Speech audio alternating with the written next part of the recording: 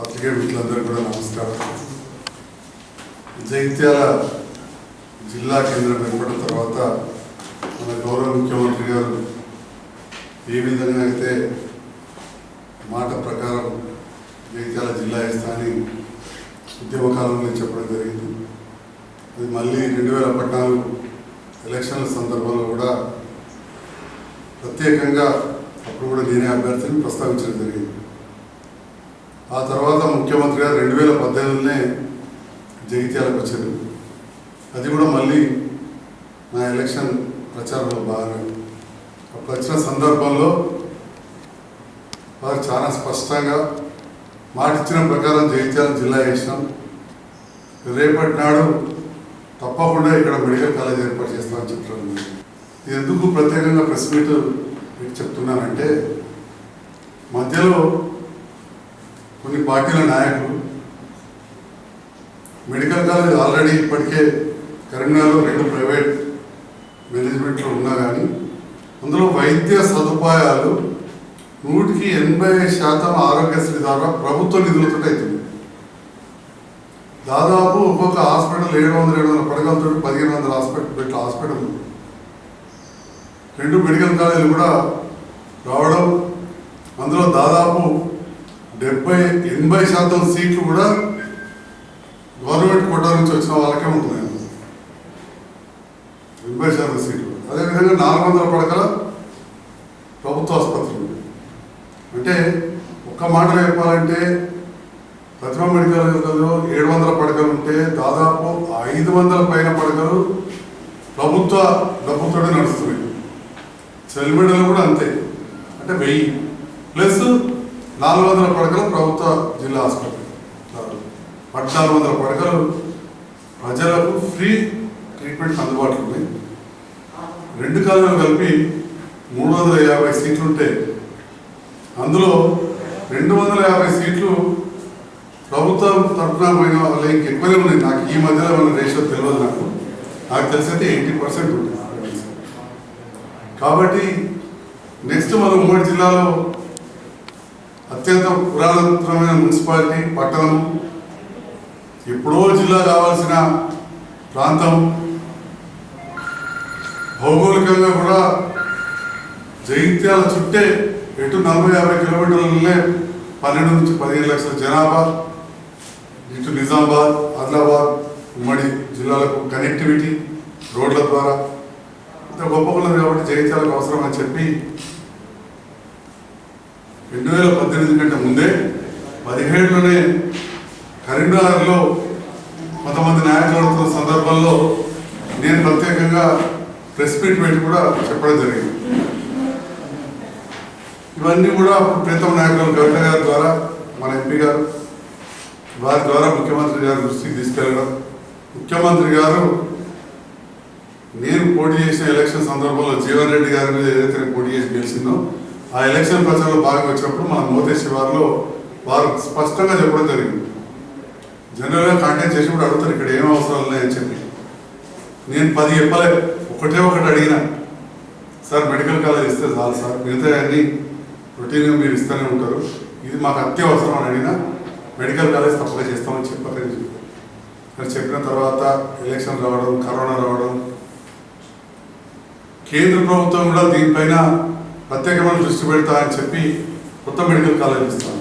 మనం చాలా ఆశపడ్డాం. జగిత్యాల జిల్లాకు 2 ఎంపీలు ఉన్నారు. 2 కూడా మన దురదృష్టం టీఆర్ఎస్లో ఓడిపోయి ఆ బీజేపీలో గెలిచారు. కేంద్రంలో వచ్చింది బండి సంజయ్ గారు, అదేవిధంగా అరవింద్ గారు జగిత్యాల కోసం కొట్లాడి తీసుకొస్తారు కావచ్చు అనుకున్నాం. దేశంలో 158 మెడికల్ కాలేజీలు ఇచ్చారు, కానీ తెలంగాణకు మొండి చేయి చూపెట్టింది కేంద్ర ప్రభుత్వం. మరి అటువంటి సందర్భంలో మళ్ళీ ముఖ్యమంత్రి గారికి వచ్చినప్పుడు వారు నూతనంగా 7 కాలేజీలు ఇస్తే జగిత్యాల మెడికల్ కాలేజ్ పడుతుంది. మరి మెడికల్ కాలేజ్ ఇస్తే అది ఎట్లా దాని ఇన్ఫ్రాస్ట్రక్చర్ ఉంటుందని అంటే, జీవన్ రెడ్డి గారు కూడా అన్నీ తెలుసుకోవచ్చు, ఎందుకంటే సీనియర్ నాయకులు వాళ్ళ కుటుంబంలో కూడా డాక్టర్లు ఉన్నారు, తెలుసుకోవచ్చు. కానీ నాకు కొంచెం ఎక్కువ తెలుస్తుంది, ఎందుకంటే ఒక డాక్టర్గానే కాకుండా నేను ప్రైవేట్ కాలేజీలో చదివినప్పుడు అది ఫస్ట్ ఎస్టాబ్లిష్ అయిన కాలేజ్ సిద్ధార్థ కాలేజ్. ఇవాళ యూనివర్సిటీ ఆఫ్ హెల్త్ సైన్సెస్ ఏదైతే ఆంధ్ర ఉందో నా బ్యాచ్ తోటి షురు సో హాస్పిటల్ ఎట్లుంటుంది, కాలేజ్ ఎట్లుంటుంది, మొదట్లో మెడికల్ కౌన్సిల్ ఇన్స్పెక్షన్ ఎట్లా వస్తుంది, అది నాకు 1981లో తెలుసు. ఆ తర్వాత ప్రతిభ కాలేజ్ స్టార్ట్ అయినప్పుడు ఆ మేనేజ్మెంట్కు నాకున్న అనుబంధంతో రెగ్యులర్గా నన్ను పిలవడం జరిగింది. చాలాసార్లు ప్రతి ఇన్స్పెక్షన్ కూడా నేను వెళ్ళడం జరిగింది. అదేవిధంగా చైర్మన్ మెడికల్ కాలేజ్ అంత అలకా కాదు నడపడం, దాన్ని ఎవరైతే పెట్టారో మధ్యలో వదిలేసిపోయారు. ఆ తర్వాతనే ఆనందరావు గారు వారి కుటుంబ సభ్యులు వాళ్ళ బంధుమిత్రులు కలిసి దాన్ని ఎస్టాబ్లిష్ చేశారు. కాబట్టి ఈ కొత్తది ఎస్టాబ్లిష్ చేయాలంటే ఏ రకమైన సదుపాయాలు ఉండాలి ఉన్నదని చెప్పి ఇది స్థానికంగా డెఫినెట్గా నేను వేరే ప్రజాప్రతినిధుల కంటే నాకు ఎక్కువ తెలుసు అని చెప్పి నేను పూర్తిగా విశ్వసిస్తున్నాను. కానీ ఏదేమైనా కానీ ఇది ఇక్కడ మనం కూర్చొని నిర్ణయం చేసేది కాదు. ఇది రాష్ట్ర స్థాయిలో director of medical education, vice chancellor వాళ్ళందరితో కమిటీ చేసి ముఖ్యమంత్రి గారు నిర్ణయం తీసుకుంది. Medical council of India guidelines కూడా చాలా మారుతూ ఉంటాయి. దానికి అనుగుణంగా నిర్ణయం తీసుకుని చేస్తూ ఉంటాయి. ఇప్పుడున్న గైడ్లైన్స్ ప్రకారం జీవన్ రెడ్డి గారు మెన్షన్ చేసినట్టు 50 ఎకరాలు అవసరం లేదు. సిద్దిపేట 20 ఎకరాలనే పెట్టారు. ఇవన్నీ ఒకప్పుడు ఉండేవి రకరకాల గైడ్లైన్స్. ఇప్పుడు 20 ఎకరాలు మాత్రమే సరిపోతుంది. కాబట్టి మరి జగిత్యాల పట్టణానికి బస్ స్టాండ్కు ఇట్లా నడిచిపోయే దూరంలో నేను తల్లి పిల్లల దవాఖాన ఏర్పాటు చేసి 10.5 ఎకరాలు దానికోసం ఇచ్చాను. అదేవిధంగా ఏ దవాఖాన నడవాలన్నా డాక్టర్లు ఎందులో సిస్టర్ అమలంతా. మనం ఏ ప్రైవేట్ దవాఖాన ఒక డాక్టర్ ఉంటాం, 10 మంది సిస్టర్లు ఉంటారు, లేదా కంపౌండర్లు ఉంటారు. మరి ఆ కాలేజీ ఇలా నర్సింగ్ కాలేజ్ ధరూర్ క్యాంపులో ఉంది, మంచి రోడ్డు మీద. ఇటు తల్లి పిల్లల హాస్పిటల్ ఉంది, ఇటు నర్సింగ్ కాలేజ్ ఉంది. 350 పడకలు అర్జెంటుగా అవసరం ఉంటాయి మనం చేయాలంటే. మరి 300 పడకల హాస్పిటల్ ఇప్పటికిప్పుడు నిర్మాణం. చలిగాలు కూడా మనకు జగిత్యాల నియోజకవర్గమే. నాకు మంచి భారీ మెజారిటీ ఇచ్చిన విలేజ్, నాకు ఊరి కింద ఊరే. కానీ బస్టాండ్ నుండి చూస్తే సరిగ్గా 5.5 కిలోమీటర్లు వస్తుంది వాళ్ళంతా. ఎందుకంటే మార్కెట్ పక్కకే పెట్టరాదు. ఇంకా గోదాములు అవన్నీ మల్ల మార్కెట్ కడుతున్నాం మనకు తెలుసు. ఇంకా 10 ఎకరాలకు ఇచ్చినాం. దాన్ని వదిలేసి ఆ చివరికి పోవాలి. గోదాముల కాడ లక్కపూర్లు అవన్నీ బాగా వాడతాయి. కాబట్టి హాస్పిటల్ ఒకటి ఇక్కడ మౌలిక వసతులు ఆల్రెడీ ఇక్కడ ఉన్నాయి. Diagnostic centre, virology, mother and child complete అయి ఉంది, నర్సింగ్ కాలేజ్ ఉంది. అదనంగా 100 కావాలంటే మనకు కొత్త బస్ స్టాండ్లో కూడా దగ్గర ఉంది, రేపు చూపెట్టుకోవచ్చు. డాక్టర్లకు కానీ వైద్య విద్యార్థులకు కూడా సిస్టర్లకు అందరికి కూడా చాలా అనుకూలంగా ఉంటుంది.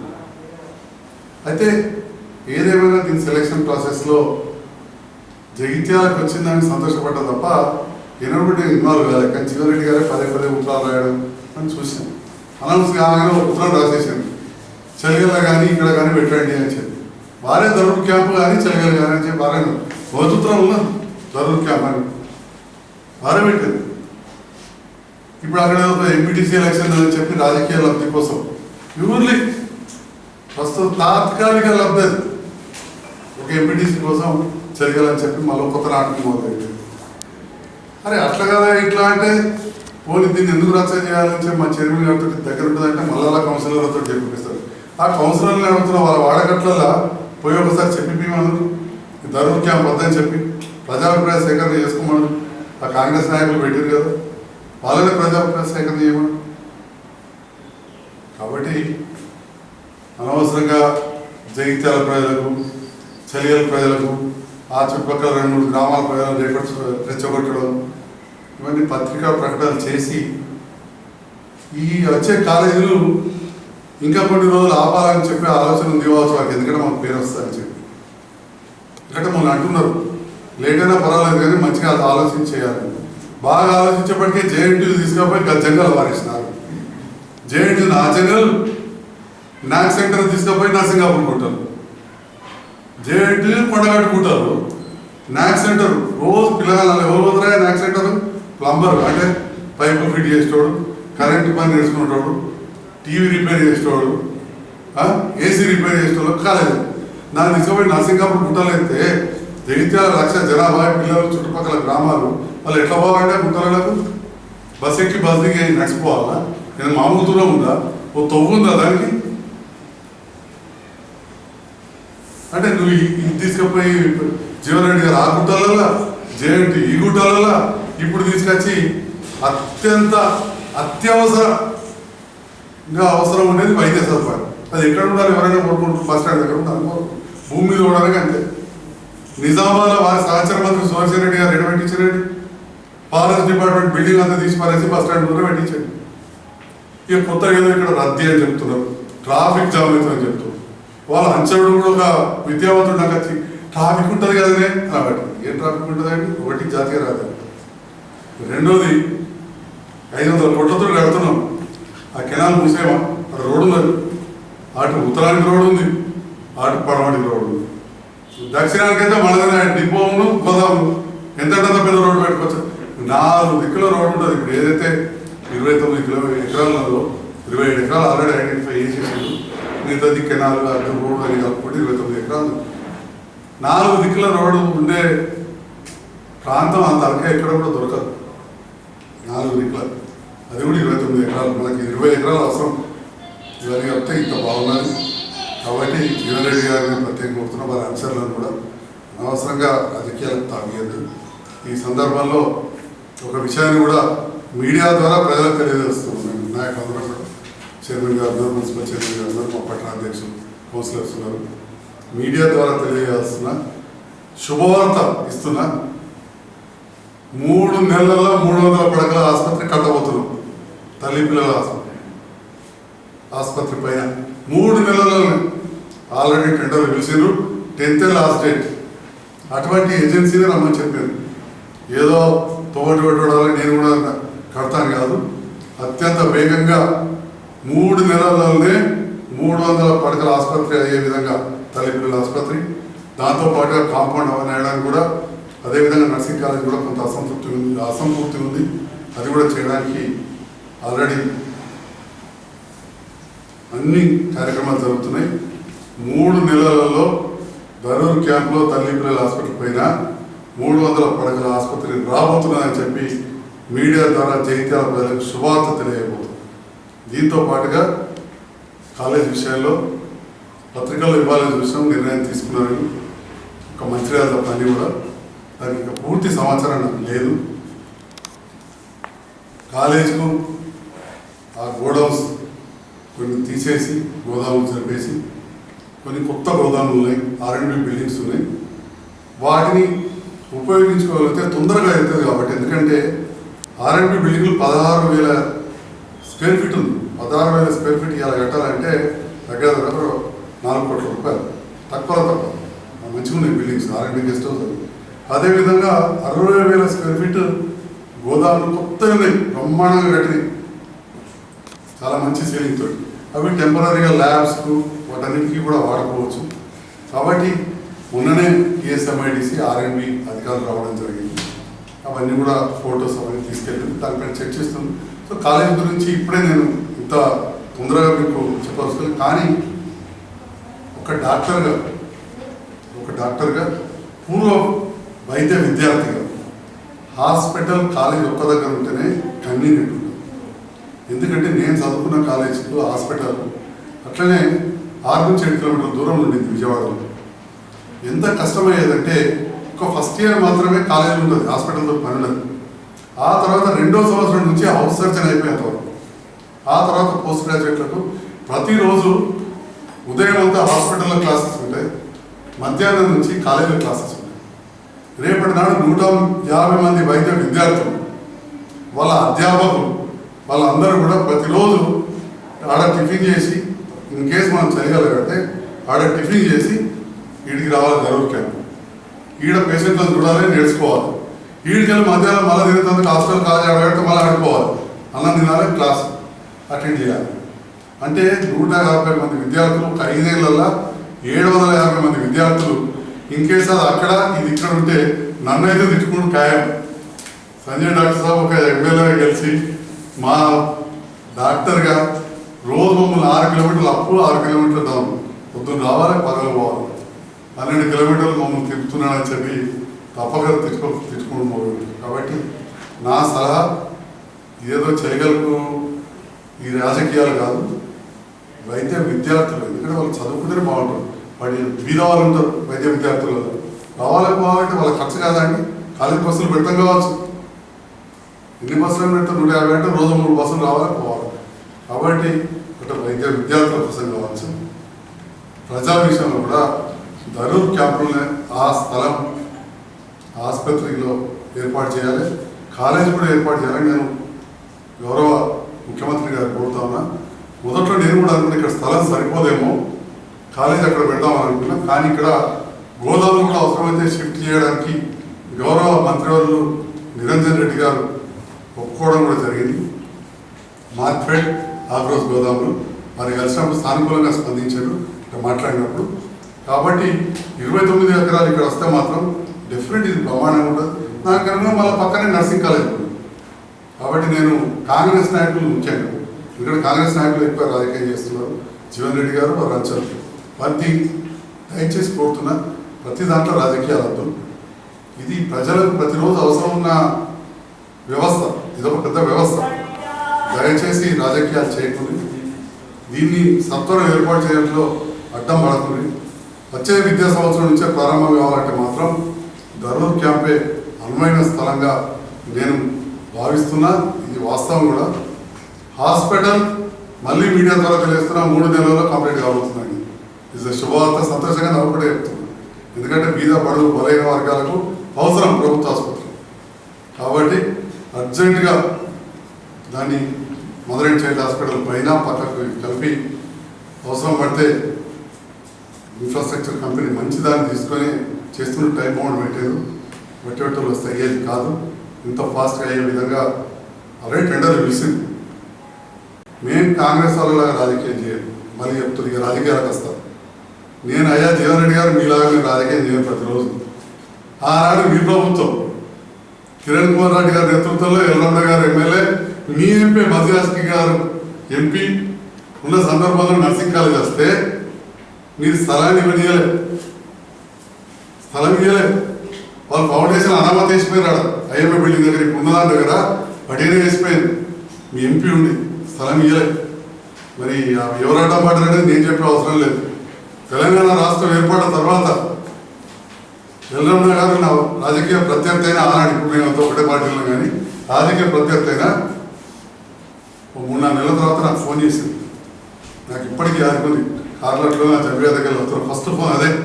ఫోన్ చేసి డాక్టర్ సాబ్ మనం వేసాము, అప్పుడు అడ్డం పడ్డారు, ఇప్పటివరకు స్థలం ఇవ్వలేదు.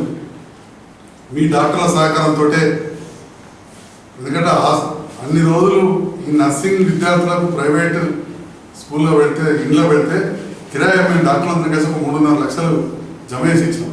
మీ డాక్టర్ల సహకారంతో ప్రైవేట్ వాటిలో నడుస్తూ ఉంది. మరి కవితమ్మ చెప్పి, మన ఎంపీ గారికి చెప్పి స్థలం ఇప్పించడని చెప్పి రమణన్న కోరగానే అప్పటికే అధికారులు కొంచెం దూరం అక్కడ ఇక్కడ చూస్తున్నారు. మళ్ళీ పోయి నర్సింగాపూర్ గుట్టలలో, కొండగడ గుట్టలో ఎదిగిరని చెప్పి వెంటనే నర్సింగ్ కాలేజ్కు రాజకీయాలకు అతీతంగా మదియాస్కి గౌడ్ గారు ఫౌండేషన్ వేసిన, నాకు ప్రత్యర్థైన రమణ గారు ఫౌండేషన్ వేసినా కానీ అదే స్థలంలో నర్సింగ్ కాలేజ్ ఏర్పాటు చేసిన. ఎందుకంటే ఒక రాజకీయ కోణం కాదు, ఎల్రమణ గారు నన్ను అడిగినట్టు కాదు. నర్సింగ్ కాలేజీలో చదివే విద్యార్థినులు 90% మంది 100% మంది బీదవాళ్ళు ఉంటారు, బడుగు బలహీన వర్గాల వాళ్ళు. మన గవర్నమెంట్ హాస్పిటల్ పోయి నేర్చుకుంటారు. వీడుంటే ఏ సిటీ బస్సులో, మన పల్లె వెలుగు, ఏ షేరింగ్ ఆటోలో పోయేస్తారు. రాత్రి కూడా డ్యూటీలు ఉంటాయి. 8 గంటల తర్వాత ఇంకో డ్యూటీ ఉంటుంది. కాబట్టి ప్రత్యేకంగా ఇక్కడ ఏర్పాటు చేసినాం. ఇవాళ కూడా నర్సింగ్ కాలేజ్ ఇక్కడే ఎట్లా ఏర్పాటు చేసినాము. మెడికల్ కాలేజ్, హాస్పిటల్ కూడా ఇక్కడే బాగుంటుందని చెప్పి మనస్ఫూర్తిగా భావిస్తున్నా. ఆసుపత్రికి అయితే నాకు తెలిసి మరి ముఖ్యమంత్రి గారు అనుకుంటే తప్ప ఎవరు కూడా ఆపలేరు. ఆల్రెడీ టెండర్ పిలిచారు. ఇది ప్రజలకు శుభవార్త. ఎందుకంటే ఇటు ఇస్లాంపుర కావచ్చు, ఉస్మాన్పుర కావచ్చు, కీలాగడ్డ కావచ్చు, గాంధీనగర్, కూపర్పేట, ఇటు ఎవరికైనా కానీ దగ్గర ఉండేది ఇదే. వెహికల్స్ కానీ ట్రాన్స్పోర్ట్ కానీ అందుబాటులో ఉంటుంది.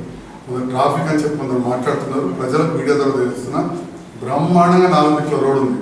నటరాజ్ టాకీస్ నిజామాబాద్ రోడ్ నుంచి వెళ్ళి డబల్ రోడ్ ఉంది. వచ్చినాక ఆ కెనాల్ పైప్ లైన్తో మూసేస్తే 80 ఫీట్ల రోడ్ అవుతుంది. అటు దిక్కు మళ్ళీ మూసేస్తే కరీంనగర్ రోడ్కి 80 ఫీట్లు అవుతుంది.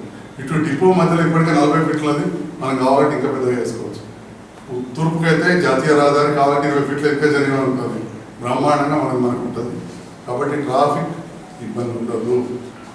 మూడో విషయం జీవన్ రెడ్డి గారు నేను కోరుతున్నాను, మన పరిశుభ్రత ఉండాలంటే హాస్పిటల్ ఊరు బయట ఉండాలి. మరి అప్పుడు జగిత్యాల పాత బస్తాలను మొదలుగట్టినప్పుడు వాళ్ళకి తెలియదా? దవాఖానాలన్నీ ఏడున్నాయి, వాళ్ళ ఇంటి చుట్టే ఉన్నాయి కదా, చాలా తప్పు. అంటే హాస్పిటల్ ఉంటేనే పరిశుభ్రత ఉంటుంది, గోదావరి ఉంటేనే శుభ్రత ఉంటుందా? ఆ గోదావరిలో చుట్టూ లక్కపులతో ఇల్లు కట్టుకొని ఉండలేము. గోదావరి సత్వరం షిఫ్ట్ చేయాల్సిందే. అందుకని చెప్పే నేను మీడియాకు పదే పదే చెప్పలేదు, కానీ మదర్ అండ్ చైల్డ్ హాస్పిటల్ ఇప్పుడున్న మాతా శిశు కేంద్రం మంచిగా నడవాలన్నా ఆ గోదావరి ఉండొద్దు, హాస్పిటల్ ఉండొద్దు అని చెప్పి నేను ఆల్రెడీ లెటర్లు ఇవ్వడం జరిగింది. ఏదైతే నిర్మాణం కొన్ని ఉన్నాయో గోదావరిలో ఆ పని కూడా ఆగదు. అధికారులు ప్రభుత్వం స్పందించి కలెక్టర్ గారికి, ఎండి తెలంగాణ స్టేట్ వేరోజింగ్ కార్పొరేషన్ జితేందర్ రెడ్డి గారికి, అదేవిధంగా మంత్రి నిరంజన్ రెడ్డి గారికి ఇవ్వగానే కొత్త గోదావరి పని కూడా ఆపి దాదాపు 250 రోజులు కూడా అయింది. కాబట్టి ప్రజలు ఎన్నుకున్న ప్రజాప్రతినిధులుగా మా అందరికి కూడా రేపు చైర్మన్ గారు కావచ్చు, మున్సిపల్ చైర్మన్, మా కౌన్సిలర్స్, మా నాయకులందరూ కూడా ప్రజలకు సేవ చేయాలని బాగుంటుంది. మేము ఎప్పటికెళ్ళో దీనిపైన ఒక ప్రక్రియ చేస్తున్నాం. మేమేమో పనిచేస్తూ పోతుంటాం, మీరు ప్రతిరోజు ఏదో ఒకటి విమర్శించుకుంటే పత్రికలకు ఎక్కువ, ఇది మీరు చేసే పని. కాబట్టి ఇది ఒక పవిత్రమైన కార్యక్రమం హాస్పిటల్ పెట్టేది. ప్రతి దాంట్లో రాజకీయాలు వద్దని చెప్పి నేను జీవన్ రెడ్డి గారిని వారి అనుచరులను కోరుతూ మరొకసారి జగిత్యాల శుభవార్తలు చేస్తున్నాం. 3 నెలలలో 300